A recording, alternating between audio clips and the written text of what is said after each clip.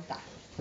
Então vamos fechar nossos olhos, sentar bem tranquilos na cadeira, botar nossas palmas viradas para cima e vamos agradecer por mais uma noite podermos estar aqui reunidos, ouvindo as palavras do nosso amigo, né? Pedir proteção à Virgem Maria, ao nosso Deus, ao nosso Pai Jesus, e que possamos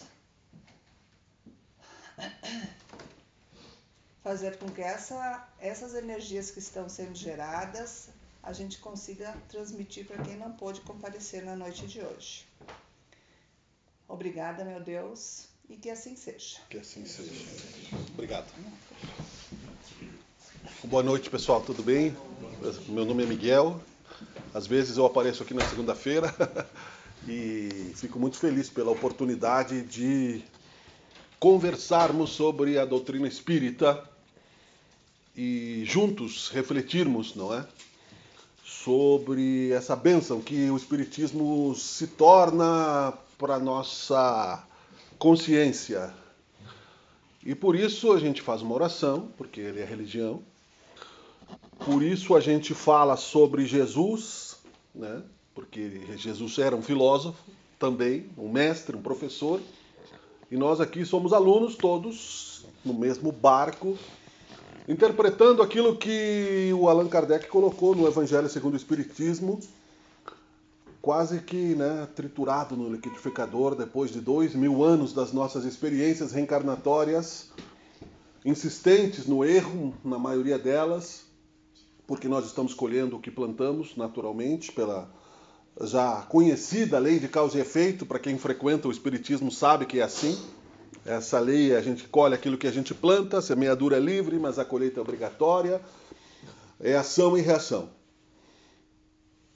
E às vezes, nós já perdemos até mesmo o controle do livre-arbítrio nessa questão da lei de ação e reação, porque a dor causada pelos nossos erros nos inflama de tal forma que nos tira até mesmo o senso das boas escolhas, da racionalidade, do amor, do perdão.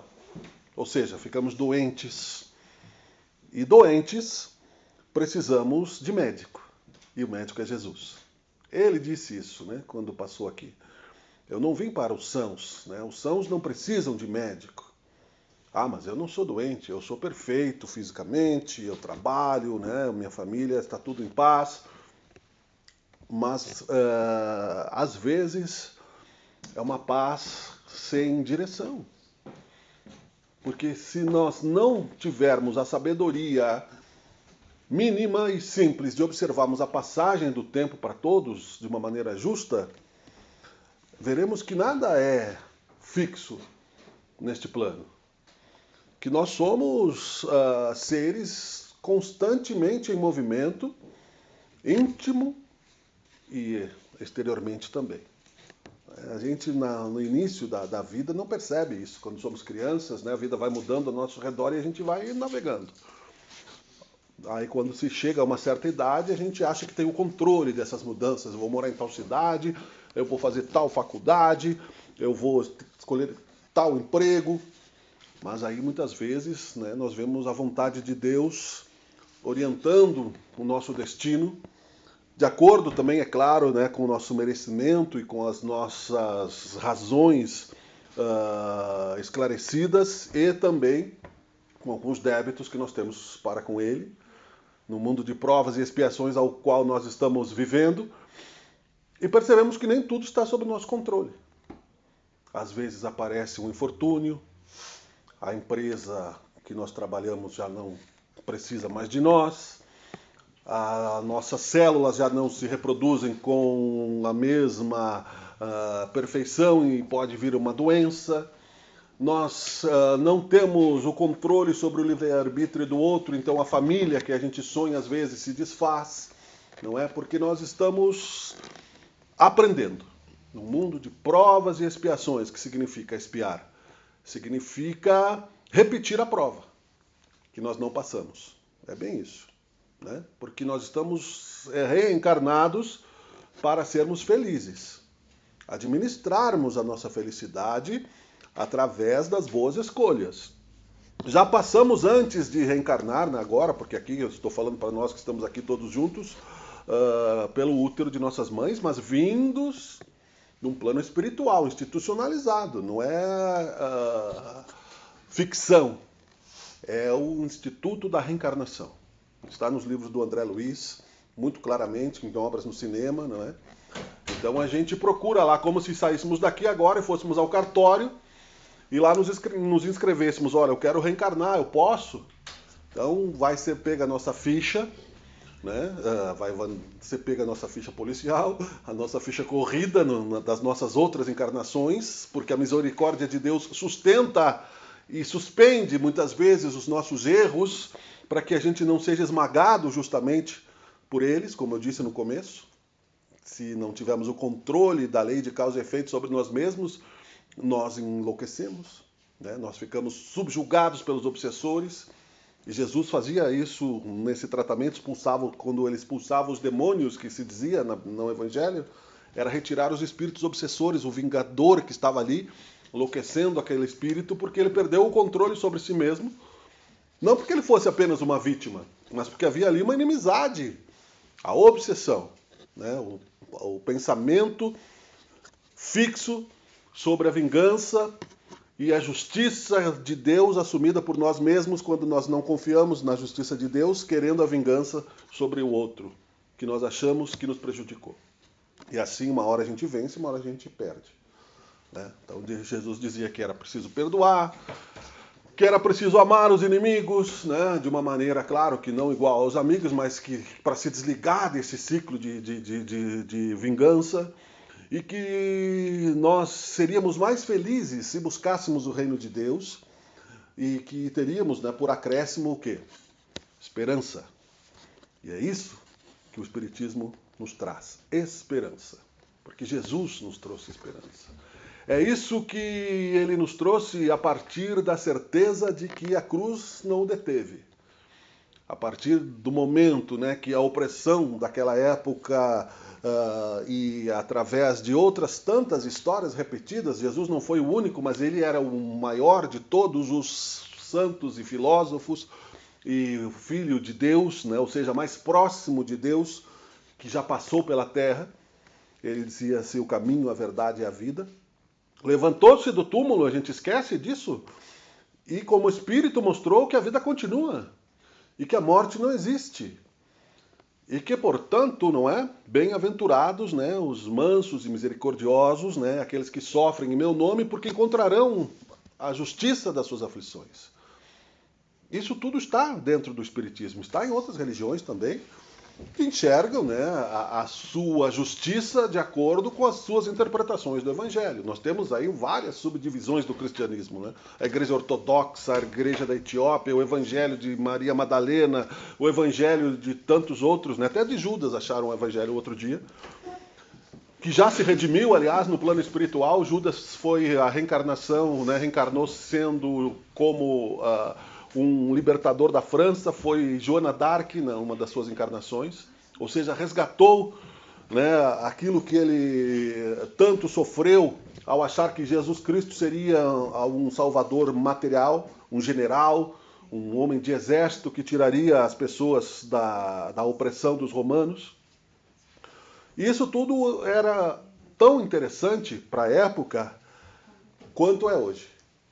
A gente pensa, tá, mas na época, tá, tudo bem, eu nunca vi um judeu na minha vida, né? Nunca vi uma crucificação, nunca vi os romanos, né? Não, hoje nem tem mais soldado. A gente que acha que vestidos, não é, com a tecnologia, não somos os mesmos lobos das vidas passadas, criando os mesmos mundos de opressão, de aflição e de angústia que nos prende nesse ciclo de medo. O que vai acontecer comigo quando eu morrer?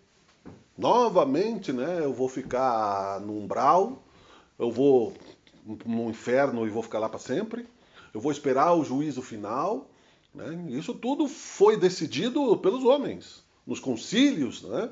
A nossa querida irmã cristã, ortodoxa, católica, apostólica, né, vai resgatar, e já começou a resgatar por vários papas mais progressistas, o rumo da distorção da visão de Cristo, através da humildade do Papa Francisco, por exemplo, que era um dos escolhidos no plano espiritual para vir para essa nova era, trazer um novo pensamento e não o fim das religiões, mas corrigir, podar a árvore que estava dando frutos errados, de que Jesus mesmo disse.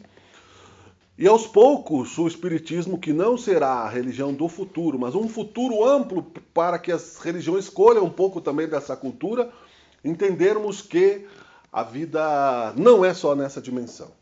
Né? A vida, isso é a parte mais simples que a gente precisa entender. Não é necessário aprofundar-se, como tenho visto por aí, né, nos canais místicos, com medo do apocalipse, as pessoas estão com medo do fim do mundo. Então tudo que é místico está virando moda e as pessoas se apegam cegamente a mentiras, inverdades ou informações desnecessárias para uma verdadeira felicidade. Né? Jesus disse com humildade, as minhas palavras não passarão. É isso que importa, é amar a Deus sobre todas as coisas, o próximo como a si mesmo, fazer o semelhante o que dele tu gostaria de receber. Eis toda a lei e os profetas, ele disse. Ou seja, toda a lei dos judeus que não acreditaram nele e dos profetas que vieram antes dele, esperando que ele viesse salvar a humanidade da cegueira de um mundo de provas e expiações. Então ele não podia, né, falar com toda a clareza na época que esses mundos espirituais existem. Hoje a nossa própria cinematografia é capaz de exercitar o nosso pensamento que vai amadurecendo com as visões que os médiums de evidência possuem, capazes de enxergar um espírito que está numa outra dimensão, como tinha Divaldo Franco, como tinha o Chico Xavier, como tem o Wagner Borges, como tem outros médiums que, tendo espíritos, eles enxergam como se fossem vocês assim. Né? Mas nem todos. E aí ele deixou o exemplo de Santo Tomé, feliz daqueles, né, que conseguiram sentir isso sem precisar ver. De que a fé raciocinada me coloca numa certeza de que eu vou continuar tendo a oportunidade de me transformar na direção da minha autoconstrução. Eu vou repetir, eu vou ter a oportunidade, ou seja, o meu livre-arbítrio, a minha responsabilidade sobre a minha própria obra, cada um será dado segundo as suas obras, né? Cada um será dado sobre a sua própria colheita, jamais me será tirada. Ninguém morre, mesmo o suicida que se jogue da ponte, infeliz, querendo aniquilar a sua consciência, vai se livrar dos problemas, a não ser aumentá-los na outra dimensão, e ter que voltar e voltar e voltar, e nem mesmo o genocida, nem mesmo o materialista, ninguém morre. É claro que nós estamos obrigados a viver num corpo e carregá-lo até o limite das suas forças. O Espiritismo é claramente contrário à eutanásia. Mas se eu tenho a oportunidade de viver, e eu aproveito esta oportunidade, e eu torno esta oportunidade inteligente na minha fé, eu vou perceber que eu tenho bastante trabalho para administrar a minha reforma íntima, né, como a gente estava conversando ali antes, né, no meu coração. Porque quando eu acho que eu venci determinado problema íntimo, ótimo, mas eu vou percebendo que nós temos como diziam os gregos, né, aquela caixinha de surpresa, a caixa de Pandora, com mais problemas que eu nem imaginava que eles existissem, né? Então, com calma, nós iremos evoluindo pela vontade, pelas escolhas e pelo desejo de evoluir. E não ficar parado no tempo e no espaço, mas querer se transformar e viver e ser feliz. Porque é aí que entra a frustração. Né? Muita gente, por que a pessoa quer se suicidar? Ela tentou ser feliz e não deu certo. Por orgulho, por alguma razão, ela não soube perdoar, não teve forças para vencer algum problema, alguma negação, não é? E eles ensinam na psicologia hoje, né, já com mais inteligência, e a gente já tem um pai e uma mãe para ser dois espíritos como responsáveis, ou duas pessoas, né? A minha nora disse pro meu netinho lá que estava brabo porque tiraram uma coisa da mão dele, o meu enteado foi atrás, ela disse, deixa ele se frustrar. Só que ele não deu bola, não ouviu. Então, né? Mas sim, a gente se frustra, a gente tem que aprender a se frustrar entendeu não, que é a vontade de Deus muitas vezes. Jesus disse, Pai, seja feita a tua vontade. Eu sou o caminho, a verdade e a vida. Ninguém vai ao Pai a não ser por mim. E na cruz mesmo, né, diz aí a liturgia que ele achou, né, que estava sozinho, né, mas não estava. Não disse, Pai, porque me abandonaste, no sentido que nós achamos que ele tivesse perdido a fé. Mas que ele entendeu humildemente, né, que aquela vontade que Deus colocou sobre os ombros dele era bastante rigorosa, representando não aquilo que nós temos que carregar como um ser perfeito que veio já de outras épocas de evolução carregou, mas os nossos próprios problemas, que são bastante, muitas vezes, distorcidos na nossa autoconsciência, quando nós culpamos os outros. Né? Quando nós, ou colocamos debaixo do tapete, né? Na gaveta, né? Eu já me mudei várias vezes na vida e sempre quando eu me mudo eu prometo que eu não vou ter a gaveta do sumiço, mas sempre parece uma. A gente vai botando lá e deixa para depois. Aí tem caneta, tem lixa de unha, tem boleto, tem não sei o quê, né? Que tu paga do outro jeito, e claro, mas a nossa organização não vai ser perfeita. Né? Nós organizamos dentro de nós a consciência à medida que nós vamos nos tornando mais simples.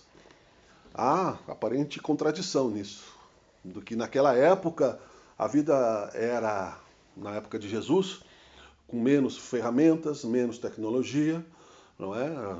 Havia lá algumas questões, mas a sociedade era muito mais primitiva, né, no sentido social mesmo, no sentido, né, de organização. Os romanos faziam uma segurança mais ou menos, né, a lei era mais ou menos cumprida, a religião era mais ou menos. Então Jesus já veio nisso, porque aquilo ali era um embrião do mundo que é hoje. Com a diferença que a tecnologia nos dá a sensação de que o mundo é mais complexo hoje. Então, por um lado, a tecnologia parece que está tornando tudo mais complexo. Né? Você entender o funcionamento de um carro, por exemplo, né, é muito mais difícil hoje do que há 30 anos atrás. Mas a religião deve ser mais simples. É isso que Jesus veio dizer. As profecias que os judeus tinham na época no Sinédrio eram complexas e ninguém entendia nada. Até hoje. Né? E Jesus veio para simplificar a fé. Ele resumiu em 2 mandamentos: amar a Deus sobre todas as coisas e o próximo como a si mesmo. Na Santa Ceia e também num outro momento na cerimônia de lava-pés, São Pedro não queria, né, que ele se ajoelhasse e lavasse os pés dos apóstolos porque achava que diminuía a grandeza do rei. Então é isso que nós ainda estamos trabalhando dentro de nós: orgulho e humildade, né? Fé e razão. Mas, como numa existência só não é possível, a gente tem que dar uma aliviada um pouco, né, na nossa autocobrança, porque caso contrário isso pode nos trazer problemas. O Divaldo Franco sempre fala isso, né? E digo no presente, porque a gente sabe que ele está no plano espiritual, mas nas suas palestras que estão gravadas, e outros tantos, sejamos espíritas imperfeitos. Né? Porque perfeito ninguém é. Né? E o mais perfeito foi crucificado, inclusive, né? Que era Jesus Cristo. Porque se ele reagisse com violência, ele não estaria dando o exemplo da outra face. Né? Não é que ele apanhou covardemente e Judas queria que ele reagisse com uma legião de exércitos. Se isso acontecesse, que exemplo seria a não ser de mais uma guerra, aonde, né, por um tempo o opressor vence, por outro tempo, né, o oprimido se fortalece e se vinga. Né? Porque quem apanha não esquece, diz o ditado. Ou seja, ainda estamos nessa costura de um mundo onde nós aparentemente não vemos o que significa esta glória, né? Que muitos falam, né, que Jesus tem, porque nós estamos esperando esta glória de potentades, de pedras e castelos e poderes materiais, e quando eles vão muito além daquela compreensão de matéria que nós conseguimos perceber. Disse Jesus que o Império Romano não ficaria de pé, nem os castelos dos Sinédrio e os templos, mas as palavras dele não passariam. E não passaram, porque ele sabia o que estava dizendo, além do tempo e do espaço. Num resumo simples, o Espiritismo simples, porque afunilou todo esse amadurecimento religioso de todas as épocas permitidas por Jesus, que veio num planejamento estratégico de Deus e dos planos espirituais, trazendo para um mundo que era primitivo antes do nosso planeta Terra, que virou um mundo de provas e expiações bem antes disso, não é 2, 3, 4 mil anos, é milhares de anos atrás. Quando houve um pouco de senso de religiosidade através do espírito vigoroso de Moisés, que tirou os judeus do Egito, lá numa guerra, mediunicamente, no Monte Sinai, ele recebeu os 10 mandamentos, que foi um princípio de religiosidade, preparando-se para a vinda do Cristo. Então ali os 10 mandamentos já eram um início, né, de uma luz aonde nós sairíamos de épocas de caverna, do olho por olho, dente por dente, de deixar para trás os mortos ou do misticismo, né, dos pajés e dos feiticeiros que viam o mundo espiritual, mas em parte apenas, e começaria uma consciência religiosa. Quando Jesus veio, já havia esse caldo de cultura que com a presença de Jesus se intensificou. Com a filosofia grega também, através do pensamento de Sócrates, que quase como Jesus não fugiu à morte, aceitou tomar o veneno, porque ele poderia fugir, subornando o guarda, até propuseram que ele fugisse, ele disse, mas eu estaria dando, né, o recibo para eles. E Sócrates, né, perguntado pela esposa e que achava injusto ele ter sendo condenado à morte, ele disse, mas todos estamos condenados à morte. Todos estamos. Né? Eles me condenam, mas os juízes que condenaram também. Porque a morte é do corpo. E a morte, aliás, não é uma questão tão fúnebre como a gente traz, né? de desespero e de fim de relacionamento e de que nunca mais nós vamos ver aqueles seres amados de perda. Não. A morte é uma lei da reconstrução. Toda vez que a gente desencarna, a gente tem a oportunidade também de rever o nosso pensamento nos mundos espirituais, cidades espirituais, nos nossos lares e amigos espirituais, e seguirmos preparando novas e novas encarnações até estarmos melhores, mais felizes, estáveis. Bem-aventurados os mansos e misericordiosos, porque herdarão a terra, um planeta em reconstrução, em regeneração. Então Jesus, em 2000 e tantos anos, permitiu e disse, a árvore que dá bons frutos, não é? Será reconhecida pela qualidade dos frutos. Né? A árvore se conhece, né, a qualidade da árvore pela natureza dos frutos. Isso ele quis dizer das várias interpretações do cristianismo que nós chegamos a essa época, para muitos, o fim do mundo, que seria o dia do juízo final, e é temeroso mesmo, né, porque eu não passaria com certeza. Né? Então ficar ou você vai para o céu ou você vai para o inferno eterno, né, e aí acabou, né, a tua chance de felicidade. É melhor ser um revoltado, se esse Deus fosse tão cruel assim e limitasse alguns privilegiados a chance, né, de recuperação. Então nós temos hoje a visão de um Deus maior, de um Deus amplo dentro do Espiritismo e outras filosofias também, mas a gente fala do ponto de vista cristão, desta questão da reencarnação, que a única religião cristã que aceita a reencarnação é o Espiritismo.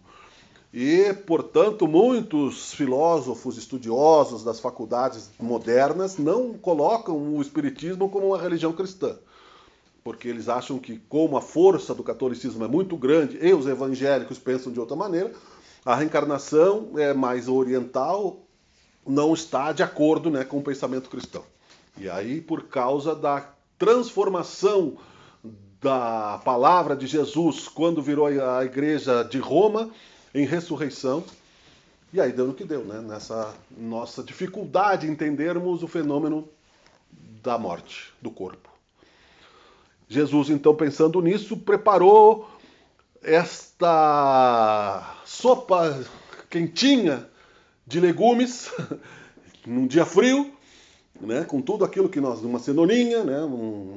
Aquilo que nós gostamos, um arroz, com o Espiritismo, filtrando, então, todo o sofrimento da Inquisição, das Cruzadas, da noite de São Bartolomeu, onde os protestantes e os católicos se mataram em praça pública, tudo isso estava nas profecias de Nostradamus, inclusive, o sangue chegando ao calcanhar das pessoas, a guilhotina, as brigas políticas, não é? O protestantismo de Lutero, São Francisco de Assis preparando para essa época, porque há um planejamento de Deus. Deus não é instável. Deus está fora do tempo e do espaço e nos planejou como filhos que vão para a escola, aos poucos tendo uma visão mais ampla para que não nos ofusquemos pela luz da felicidade, que é sermos eternos, imortais, e temos a herança, né, constante da vida que nos aproxima de seres queridos, de pessoas que nós achamos que perdemos, né, e até mais adiante, né, aprendermos que os inimigos também são filhos de Deus e temos essas virtudes de reconciliação. Então, Allan Kardec escreveu na Sociedade Espírita de Paris, com a ajuda da sua esposa, 5 obras básicas do Espiritismo, né? O Livro dos Espíritos, o Livro dos Médiuns, a Gênesis, o Evangelho segundo o Espiritismo, e assim, né? E o que é o Espiritismo, para que a gente, são 5, tivesse, então, através desta certeza que Deus é a inteligência suprema do universo, que Deus é bom, que não é o Deus... Ali termina um pouco dessa visão de um Deus medieval, cruel, vingativo, e nos dá a visão de um Deus de misericórdia, e que a profecia de São João Evangelista é a transformação do Apocalipse para um mundo melhor, ou seja, uma novidade, não é o fim dos tempos, é o fim de um determinado período, como termina um ano letivo, de um determinado período gradual, aonde, né, seria separado, isso está no Evangelho, não estou inventando nada, dos lobos, das ovelhas, né, na representatividade de que o lobo é um ser selvagem, a ovelha é um pouco mais domesticável, não é? O joio do trigo, porque o joio não serve para nada, ele se mistura com o trigo, mas ele é um capim, ele é um mato, não é? Para que se pudesse, então, encontrar num núcleo de uma terra em reconstrução, saindo do mundo de provas e expiações, entrando num planeta onde a gente vai reconstruir. Regenerar é reconstruir, não é ainda um mundo feliz. Depois do mundo de regeneração, depois de 10 mil anos que nós vamos ficar reencarnando, reconstruindo o quê? Faz uma semana que era o dia da Terra. E a Terra já consumiu tudo que ela poderia consumir num ano, ela já consumiu até agora, essa semana passada, em julho. O ano passado foi em agosto. Então nós estamos matando a Terra, né, que a gente vive, que a gente come. Não é? Então nós vamos reconstruir isso através... A fome ainda está espalhada pelo mundo, a miséria lá em Israel, nas guerras lá da Palestina e do Hamas, né? O oprimido está morrendo de fome, né? Crianças morrendo de fome em 2025 com panelas, né? Morrem todos os dias na África e no Brasil também, aqui nos lugares onde que nós aparentemente não vemos, porque a gente passa pelo asfalto e desvia, né? Se a gente olhar qualquer container de lixo aí, a gente vê pessoas que estão enlouquecidas, não é, pelas drogas, vivendo do lixo. E não temos responsabilidade sobre isso? Fora da caridade não há salvação, disse Jesus, não é? O forte deve sustentar o fraco. E assim é a nossa lei, fazer ao semelhante o que dele nós gostaríamos de receber. E aquele que não tiver sem pecado, que atire a primeira pedra, e com a mesma medida que julgar, sereis julgado. Ou seja, né? Não podemos dizer, é um vagabundo, é um drogado, é um doente, é uma prostituta, né? E nem mesmo, né, os que não sabem o que fazem, como disse Jesus, que o crucificaram. Tudo isso na teoria, estou falando, porque na prática exige, né, uma boa vontade de trazermos a nossa consciência para o tanto que recebemos e por gratidão. Não adianta apenas não fazermos o mal, é preciso fazer o bem. Se nós estamos aqui hoje para buscarmos a energia da esperança, que a esperança é uma energia, a gente se sente melhor quando a gente tem esperança, a gente pensa, vou fazer melhor, eu vou trabalhar mais, e a gente se sente bem, né? Porque nós estamos numa troca, uma energia positiva. Vou receber um passe, quando você toma um remédio, alguma coisa. Não basta, então, portanto, não fazer o mal. É preciso fazer o bem. Fora da caridade não há salvação. Essa é a fórmula que Allan Kardec colocou junto à obra de Jesus, que simplificado, então, dentro da doutrina espírita, nos traz um caminho mais iluminado, melhor pavimentado, uma verdade mais racional, não é? E uma vida mais plena de que nós estamos indo por nós próprios na direção da luz que nós estamos percebendo e não sendo pastoreados, né, por falsos cristos ou falsos profetas, à mercê de cairmos junto, né, no abismo que ele se transforma quando mente, quando rouba, quando te coloca na condição de incapaz de compreender a vontade de Deus dentro de si, e se permite, né, ser exclusivista no amor de Deus. como se fosse somente, né, para uns o paraíso. Deus não privilegiou nenhum de nós. Toda transformação é trabalho, né? Toda transformação para o bem ou para o mal é uma escolha. Aqui eu estava lendo ali no sinal verde, o livrinho que o Chico Xavier deixou psicografado através do Emmanuel, que tudo que nós pensamos em coisas positivas ou negativas, mais cedo ou mais tarde vai nos dar a oportunidade de usufruto disso. Então, meus amigos e amigas, para concluir, eu aprendi isso de maneira intelectual, é claro, estudando. Na prática, uma coisa que eu vim pensando em dizer, lembrando do Rossando Kingsley, né, que também fala sobre a imperfeição do ser espírita, né? É impossível a gente se achar perfeito, por mais que a gente ande nessa encarnação, que seja, né, ainda que eu falasse a língua dos homens, ainda que eu falasse a língua dos anjos, né, se eu não tenho amor, eu nada tenho. E o amor é muito mais do que essa simples renúncia que a gente acha, né, de perdoar filhos e perdoar, né, aqueles que a gente tem algum interesse, né? O amor é mais amplo do que nós estamos. A família universal ainda está em construção. Mas eu aprendi a persistência. Todas as vezes que a gente se desvia um pouco por indisciplina da fé e da verdade, ou porque a gente acha que está na zona de conforto, né, que a gente sobe um degrauzinho e já está tudo bem, né, com a corda bamba, sem observar que a gente pode a qualquer momento ser testado, na manutenção da fé, o Espiritismo me acolheu. Porque eu encontro Jesus consciente aqui, não que outras religiões não me acolhessem, eu tenho certeza que sim. Muitas outras pessoas boas estão trabalhando pela regeneração do planeta. Mas o Espiritismo ele é simples, ele é mastigado, como eu disse, e esse livrinho aqui, o Evangelho segundo o Espiritismo, é para qualquer pessoa, né? Não precisa ter mais do que a capacidade de ler para interpretar ele, ler e reler, entender que nós estamos diante de uma bênção profética e que a vida é plena de alegrias e que dias melhores virão. Não importa o que a gente veja nos noticiários, Deus não perde o comando do universo e sabe exatamente quem nós somos. A cada um segundo as suas obras. Ajuda-te que o céu te ajudará. Buscai e achareis. Batei e abri-se-vos-á. Ou seja, vai, sai de onde tu está e vai. Não fica parado esperando, né? Porque aí você não está trabalhando. Você precisa, eu trabalho, Deus trabalha, disse Jesus.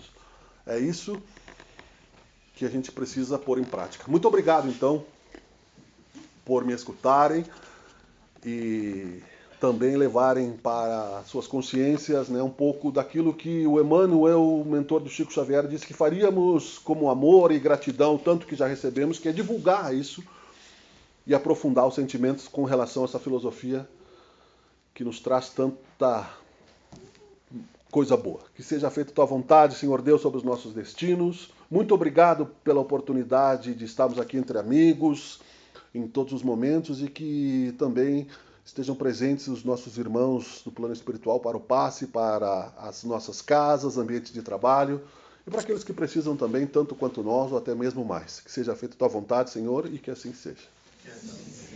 Muito obrigado.